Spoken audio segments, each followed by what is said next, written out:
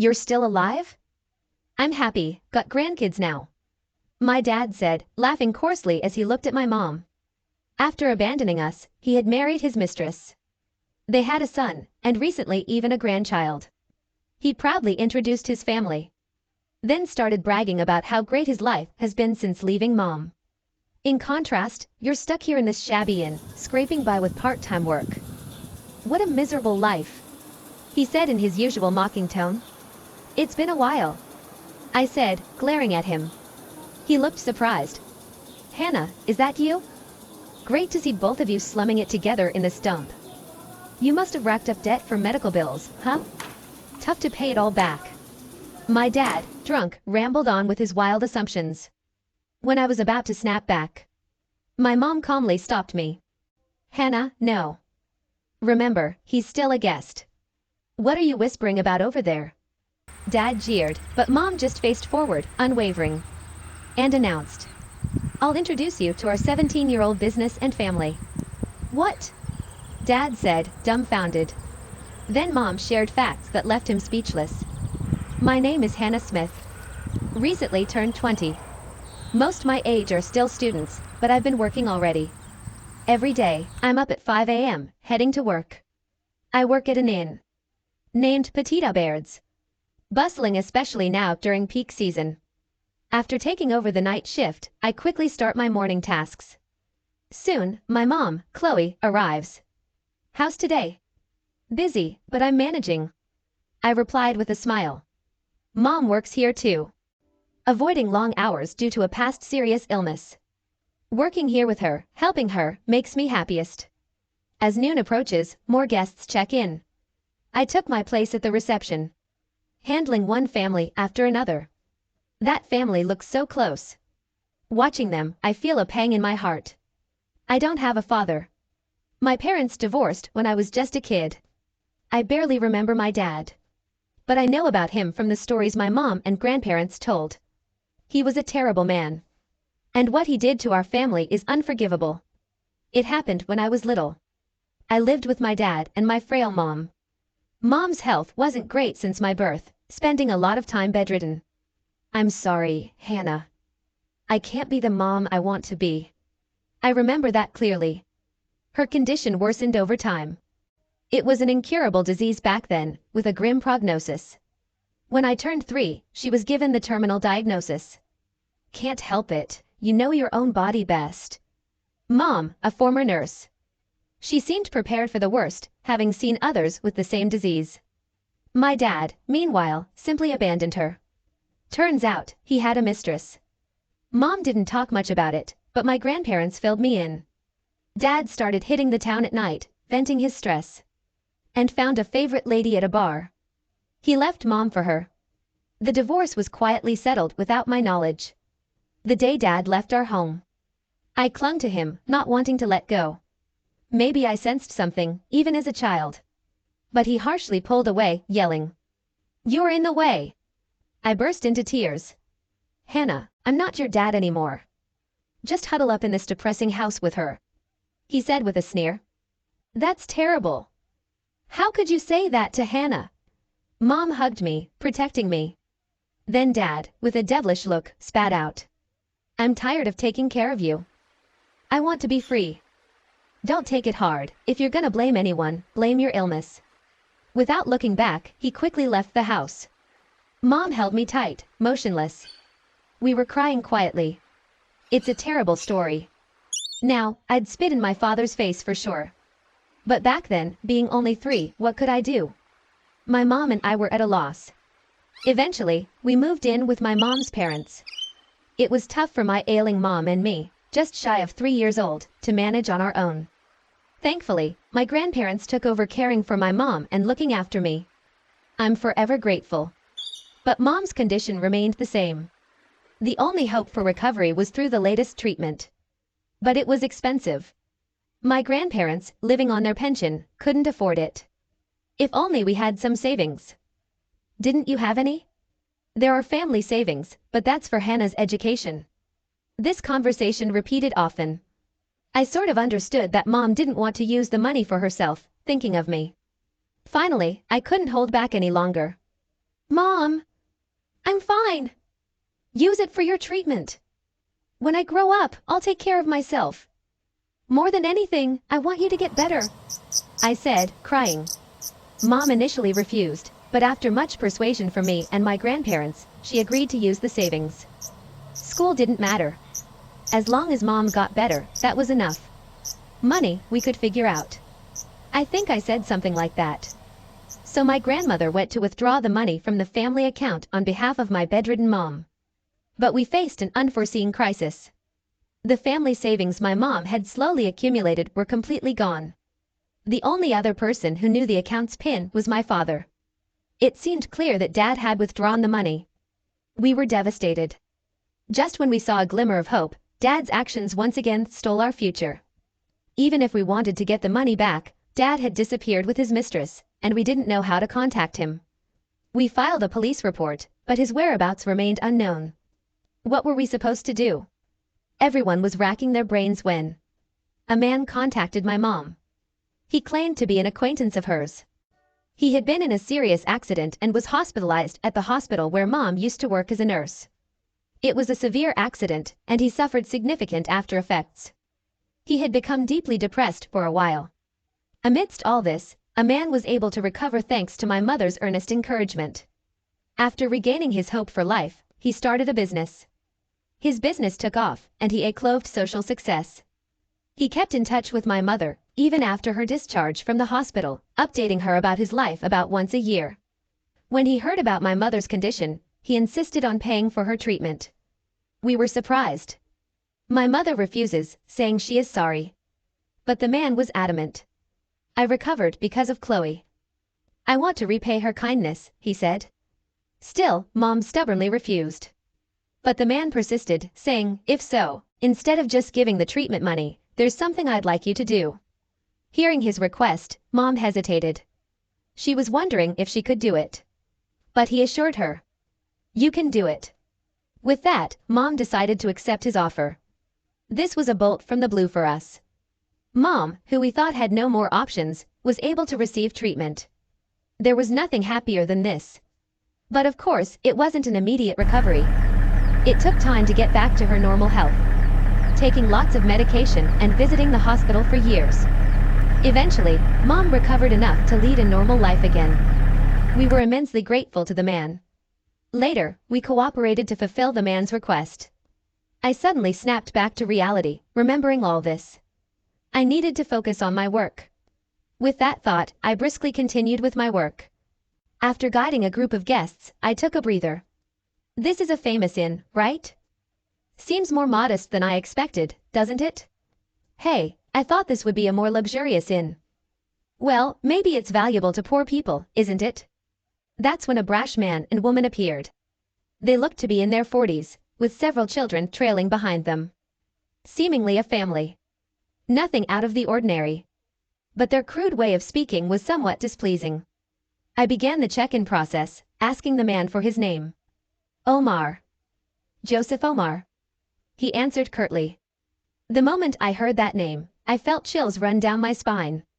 Joseph Omar? That's my father's name. The man who left my mom and me and hasn't seen us in 17 years. I never expected a reunion here. And the woman next to him must be his mistress. Probably his new wife by now. Her name's Mirabelle, I think. The sulky young boy behind them must be their son. Looking so much like my father. Then a girl, carrying a baby, followed. Maybe siblings? A family of 5. There's no doubt. My father is here on vacation with his new family. He is unaware of my presence. No surprise there. It's been 17 years since we last met. I was only 3 then, now all grown up. Dad, leaning on the counter, casually asked. Hey, when's food gonna be served? I want to eat right away. Unfortunately, we have a fixed schedule, and your meal will be served in your room at noon. That's lame. Can't you make an exception? Other fancy inns cater to their guests, you know? Sorry, we have a lot of group guests today, so we can't serve any earlier. Mirabelle then chimed in. What a stingy inn. Fine, whatever. I'll just write about the poor service online.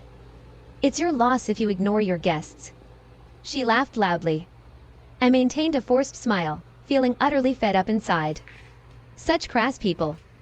Unchanged since the days he callously abandoned my sick mom and me as a child. I handed them their room key and discreetly sighed. Later, while working on the computer in the office, my mom came in. I hesitated to tell her about Dad. But there was no use hiding it. Mom, actually. Dad came earlier, with his new family. What? She looked surprised. I briefly told her about the encounter. So, he's still the same. I'm gonna greet Dad's family in their room, but you don't have to come, Mom. You don't want to see him, right? After a moment, she firmly said. No, I'll go too. But. It's okay. I'm fine. Mom had a determined look on her face. As if she had a plan. Together, we went to greet my father and his family in their room. Excuse us, I said as we opened the door. Dad and his family were already drinking beer, completely drunk. You're late. Bring the food now, he yelled immediately. I was about to retort, but Mom stopped me with a hand gesture and said with a smile. Welcome to Petita Baird's. My name is Chloe. It's nice to see such a happy family. Huh? You are? Dad, who had been focused on his drink, finally noticed us. A look of surprise spreading across his face. But then he burst into loud laughter. Still alive, huh? I've got grandkids now and I'm happy. Dad laughed coarsely. He introduced his family. With Mirabelle, he had a son, Harry, who was already married to the girl beside him. Her name was Mary. They were both only 18. It seems Harry and Mary were high school classmates. They married after she got pregnant, as Dad proudly explained. Mary was holding their baby, a grandson to my father. He named Sam. Dad continued, bragging about his great life since leaving Mom. In contrast, you're stuck here in this shabby inn, living a part-time life. What a miserable existence. He slurred, his wild fantasies unchecked by the alcohol. I couldn't help but speak up. It's been a while. I glared at him, and he looked surprised. Hannah? Well, this is good. The two of you slumming it together in this dump. Probably got into debt for medical bills, huh? Must be hard paying it all back. My father laughs gleefully. Mirabelle joined the conversation. Oh, if it isn't Joseph's ex-wife and her graceless daughter. She laughed along with Dad. Poor thing, must be tough being poor. Well, we have enough money to travel around. Poor people can't afford that, can they? She said, laughing. Despite reminding myself they were still guests, I struggled to contain my anger. I was about to snap back when Mom calmly intervened. Hannah, no. Remember, they are guests after all. Mom calmly stopped me. Hey, what are you whispering about over there? Dad jeered, but Mom ignored him and faced forward. Then declared. I'll introduce you to my 17-year-old company and my daughter's family. What? This inn is mine. I'm the owner and manager. We have an annual turnover of $200 million. We've come this far thanks to my daughter's family and others. Oh. What? Yes, Mom started this inn. She's the owner and the manager. And by the way, I'm also an executive. The man who paid for Mom's treatment owned real estate. That was this land. He didn't want to part with it. But it would be a shame to let it lie there.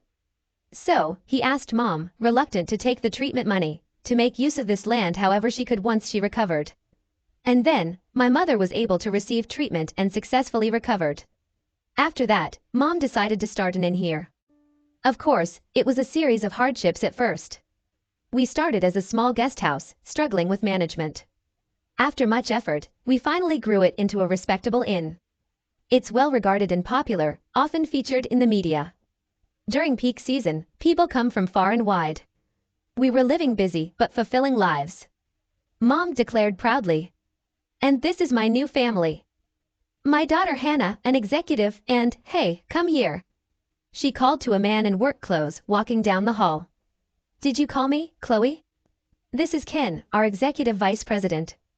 Ken is Hannah's husband. Nice to meet you. Ken greeted my father, slightly confused. I had just recently married Ken. He is 3 years older at 23. He was a business student, impressed by Mom's story in a local newspaper. He was researching management of small to medium-sized businesses and came to interview us at Petit Aubert's. After graduating, he decided to work here. His effective management strategies have made Petit Aubert's even more famous. Ken, with his earnest work and genuine personality, won over the staff. Of course, I was one of them. I confessed my feelings, and Ken reciprocated. We got engaged and recently married. Dad and his family were speechless, mouths agape. It made sense. They had mocked us for being poor, never imagining we were the owners. Eventually, Dad's hands, holding a beer can, started to tremble, perhaps overwhelmed with regret. Dad tried to retort, glaring at us, but seemed lost for words. "Hey, why are you silent, Joseph?" Mirabelle prodded him. But Dad, perhaps sobered up by now, remained silent. "I'm just as happy as you are. I have a wonderful family and a proud inn, with always lovely guests. Compared to that, indulging in luxuries seems like a trivial distraction," Mom said with a full smile. Mirabelle could only grind her teeth in response. I followed Mom's lead, smiling confidently and said, "Please enjoy your stay." Back in the office, Mom said nonchalantly, "You have to be direct with people like them, or they'll get carried away." "That's true." I nodded. But they were beyond what we imagined. That night, other guests started to complain. Apparently, there was a fight breaking out between two men in the hallway. Harry, my father's son, was fighting with another male guest in the corridor. It seemed Harry, busy with his phone, bumped into the guest. And instead of apologizing, he picked a fight. Ken intervened just in time to prevent it from escalating. But it didn't end there. Mary, Harry's wife, left the baby's diapers lying around. It led to more complaints. They even tried to take away food from the buffet in containers, ignoring our warnings. It was unbelievable. Such a lack of common sense. And even as night fell, their rowdiness showed no signs of subsiding. And they didn't quiet down at night, keeping nearby guests awake with their noise. What kind of people were they? We had no choice. We made a decision. We decided to cancel their stay from the next day. They were guests, but that didn't mean they could do whatever they wanted. We had an obligation to protect our other guests. Ken said, "I'll go tell them. It might cause trouble if a woman says it, so I'll handle it." But even Ken couldn't manage it. Ken whispered to me in a low voice, "Sorry, they won't listen. They're insisting on speaking to the manager and making a fuss." Mom hadn't arrived for work yet. I had no choice but to handle it. "I apologize, but we also have the right to protect our other guests. Could you please leave?" I said as politely as I could, but it was clear they weren't convinced. Dad and Mirabelle were whispering to each other. Then suddenly burst into smirks. I had a bad feeling. "If you insist, we'll leave. But in exchange, make our stay free." "What?" "Yeah, right. We plan to stay a week, but you're kicking us out after one night because of your own reasons. And you still want to charge us? We should be asking for compensation." I was stunned by his outrageous claim. Mirabelle quickly backed him up. "Exactly. You're the owners, but ultimately, it's a customer-based business. The customer is always right, isn't it? If you don't comply, we'll spread how terrible this inn is all over the internet." "Right, Harry?" Mirabelle turned to Harry. Harry, smugly pulling out his smartphone, said, "That's right, Mom. I'll record this in and spread it around. The worst inn that ignores its guests' requests." Harry started filming the reception and our faces without permission. "Hey, stop that. This could ruin our business." I panicked. Just then, Mom arrived and yelled as she came to the counter. "Hannah! I've called the police." "Thank you, Mom." It seemed the only way to handle such selfish people was this. "Damn!" Dad said at the mention of the police, and tried to flee. But it was too late. Ken and other employees rushed out and restrained Dad's family. "What are you doing?" "Let go!" Dad yelled as he was pinned to the floor. I looked down at him coldly. "You're despicable. I never thought you could be so pathetic. A complete fool." He was no longer a father to me, not even a guest. I spoke my mind. What did you say, Hannah? To your own father. Father? I've never once thought of you as a father. You're nothing but a scoundrel. Dad mumbled something in response. Soon, the police arrived. They escorted Dad's family away. As they were leaving, Mom, who had been calm until now, shouted something. I'm the owner of this inn.